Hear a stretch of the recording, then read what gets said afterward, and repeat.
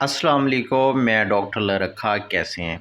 क्या आपके अंदर थकावट, अच्छी तरह नींद का ना आना, हड्डियों में दर्द होना, उदासी का होना, बालों का घिरना, पट्ठों की कमज़ोरी, भूख का न लगना, ज़्यादा आसानी से बीमार होना, हल्की फुल्की जिल्द की प्रॉब्लम रहना, हड्डियों में ज़्यादा दर्द रहना, मसल्स का दर्द रहना और चिड़चिड़ापन होना, क्या ये अलामात आपके अंदर हैं? अगर हैं तो आपको एक विटामिन्स की कमी है।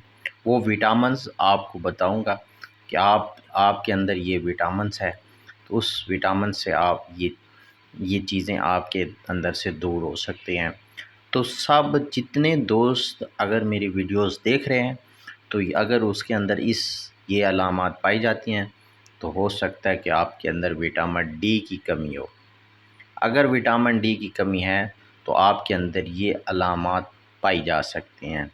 तो ये विटामिन डी हम किस तरह नेचुरल चीज़ों से हम पूरा कर सकते हैं? 7 चीज़ें हैं। पहली, मछली का इस्तेमाल, फ़िश का इस्तेमाल। दूसरी, एग, अंडे का इस्तेमाल, अंडे की जर्दी का इस्तेमाल। तीसरा, रोगन का इस्तेमाल, गाय की कलेजी, दूध का इस्तेमाल, सोया मिल्क का इस्तेमाल, जूसेस का इस्तेमाल, मशरूम का इस्तेमाल।